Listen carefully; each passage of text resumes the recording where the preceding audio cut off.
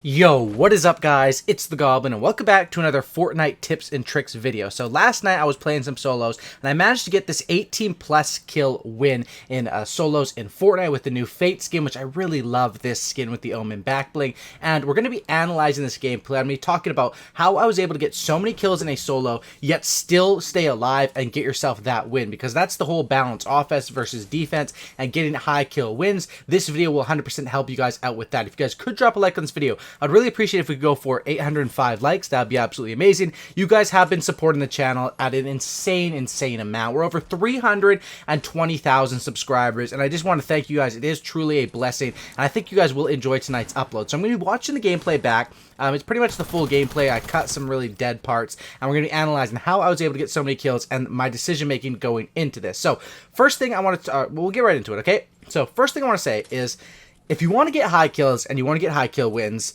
there's basically only one spot you can go, which is kind of unfortunate, or you could say it's good or bad, it depends. Tilted Towers is where you have to go if you want to get consistent high kill wins, and there's no debate about that. The thing with getting high kill wins is it really comes down to two things. The early game and the late game are the things you can control. Of course, early game, where you land depends on how many people you face, and late game, how aggressive you play and how good you are at isolating fights depends on how many kills you can get late game. The mid game, you can do your best, and there's some ways to find more kills mid game, patrolling the edges of safe zones, moving in from points of interest and stuff like that, moving in with the storm most notably. But the mid game, it's kind of a little bit more based on luck. If you find 5 people mid game, if you find 0, if you find 10, who knows? Late game and early game are what you can control, and that's why if you want to get high kills, you have to land on tilted towers, like in the tilted towers area. That's what you'll see me do in this video. Now, the first things you want to do is you want to immediately look for shields as well as shotguns. Those are what is going to be key in tilted towers. Now, the way that I'm usually able to get a good start is for the fact that I know all of the chest locations, and it isn't too hard to learn. If you land at one spot over and over and over, even just a couple times, you will quickly learn the chest spawns, how often they spawn, and different stuff like that, and that's what you're able to do. So you guys can see here right off the start, I'm getting a pretty good loot so far. I have the double pump, which isn't the best right now because of how slow it is on the console, but then I have the scar and I have some backup shields. So when I have this much, I'm 100. I have shield backups if I get cracked. Only one mini, but one big pot is awesome. A decent shotgun inventory. This is what you need to play aggressive. If you are maxed out on health like this, I can run free, I can play aggressive, and I can go for those high kills. Now, I want to say this video is how to get, 15 plus, 18 plus, 20 kills, whatever, but you can set your own goals. If your goal is to get 7 kills or something like that, set your own goals and go at your own pace. I've done videos like this in the past. You guys have enjoyed them. So you guys can see there, I'm able to hit that guy with the double pump.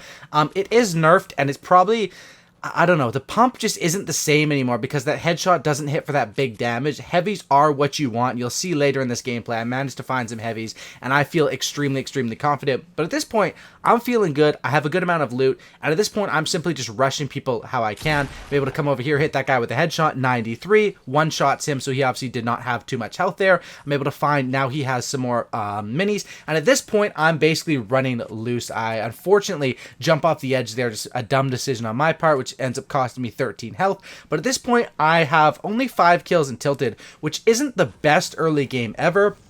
But it's all good because there's still some extra locations in here, and there still is going to be a chance for me to get more kills. Now, this is where the dilemma comes in. At this point, what I was thinking in this gameplay, because I literally got this last night, I can remember what I was thinking, is should I leave Tilted? Should I stay in Tilted? What should I do at this point? Because leaving Tilted, you can find some kills.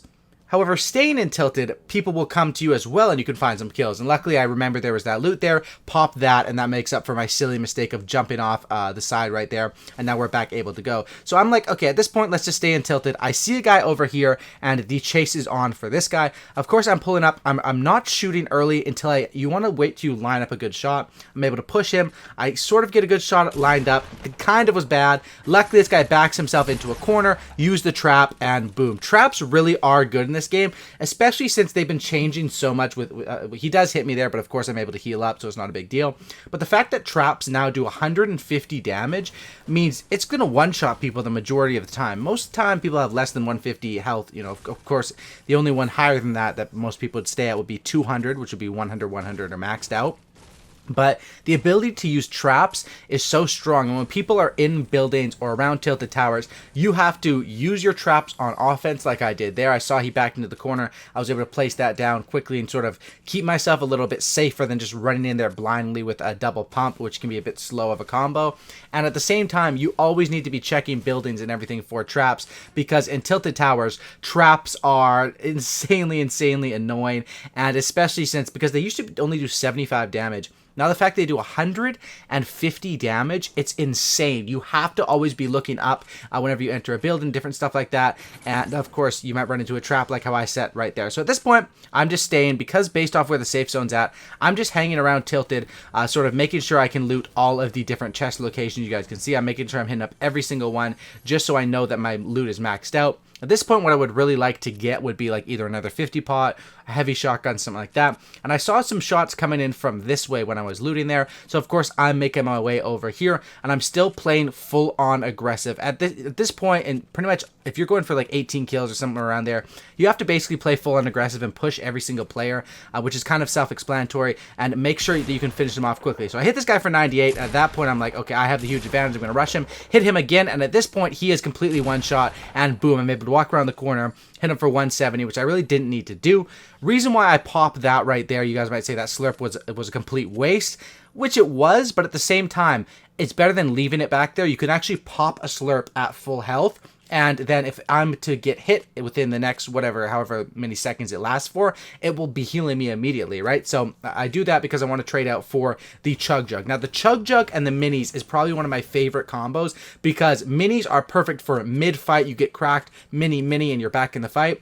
Chug Jug is perfect for after you finish a huge build battle or something like that and you need to heal up. So I sort of have the best of both worlds at this moment. And I see here there is a 50 pot, but I make the decision, you know what, I think I'm gonna leave that 50 pot because of the fact that Chug Jug and Minis, I already have best of both worlds. It kind of sucks when you have to leave a 50 pot, but I think that is the right decision. So right here, if we're looking at it, 28 left, 7 kills. It wasn't the fastest start ever at Tilted. I didn't go off. I'm not, 10 plus kills. I'm looking to leave Tilted right now with only 7 kills, which is honestly, I'd say kind of average. Usually you'll leave there with 5 to 10 kills, but now that was the early game. Now we're moving towards the mid game, which mid game, hopefully if you can find a couple of kills, can be pretty lucky. I hear this guy shooting, pull up on him, and I get the free shots in on him because of the fact that he was, of course, distracted with another player, which now I see is over here.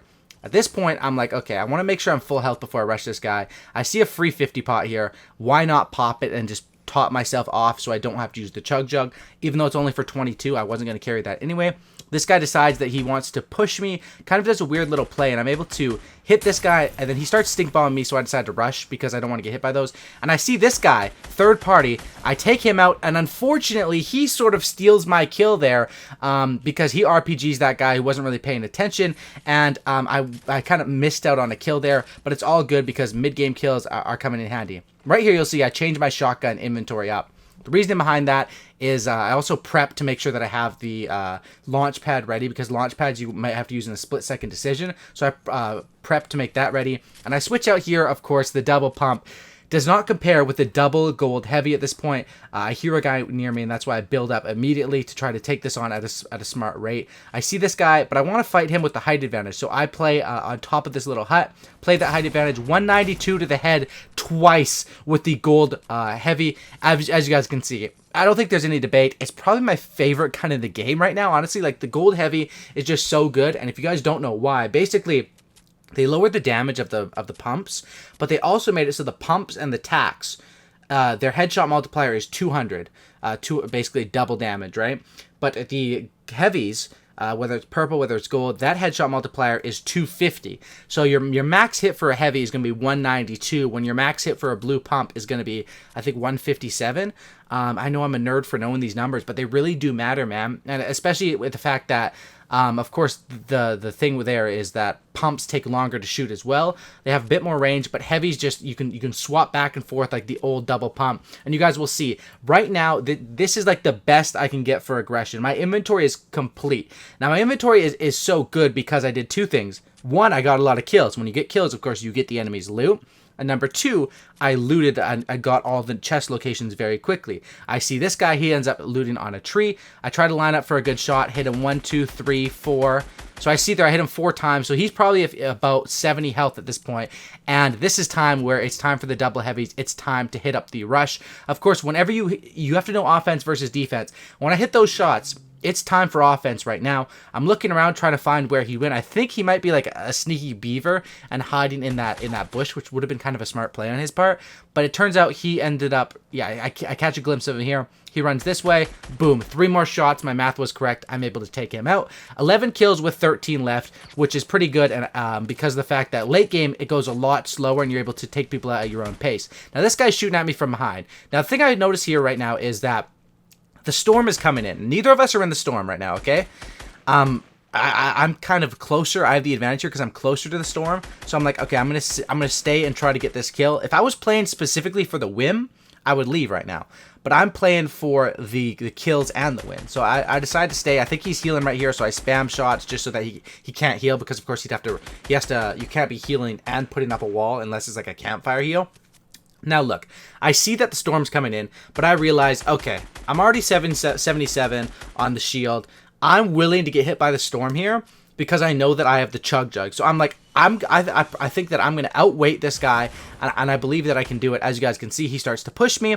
I rush into the storm because it was going to hit me anyway, and I'm like, okay, I can outweight this guy. At this point, I'm using the double heavies, which are great for shooting down his materials. I hit him right there, 70, not the best hit. I hit him again, so now he's super duper low, and I know for a fact this guy is going to have to leave. You know, I have him boxed in right now. I'm just, double heavies are so damn overpowered, bro. If you get them, you have to use them every single time. I probably could have killed him there, but I don't have them reloaded. So at this point, I'm like, okay, I don't want him to die to the storm, but I know he's going to have to make him, because if he dies to the storm, I don't get the kill credit, but I know he's going to have to make a move soon because of the fact that I got him weak. He ends up making his move. I end up killing him right there.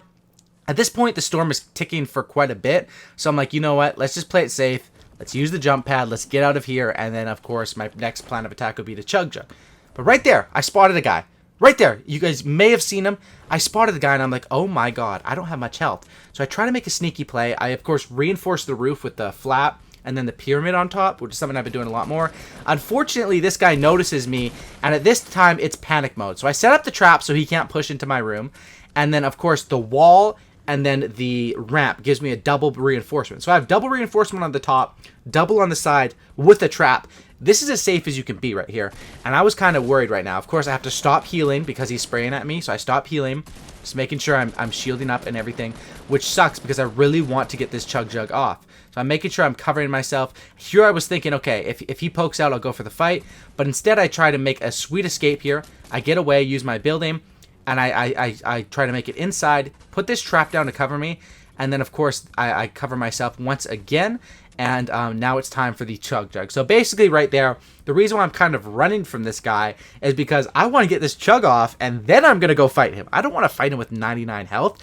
I want to fight him with 200, right? So I want this kill, and I'm going to get this kill, but I want to make sure that I'm healed up, and I'm playing it smart, because at this point, I'm already deep into the late game. I already have 12 kills, 7 left, and of course, if you do the math, I think that means, yeah, I take out all the rest of these players, right? Because the late game goes so slow.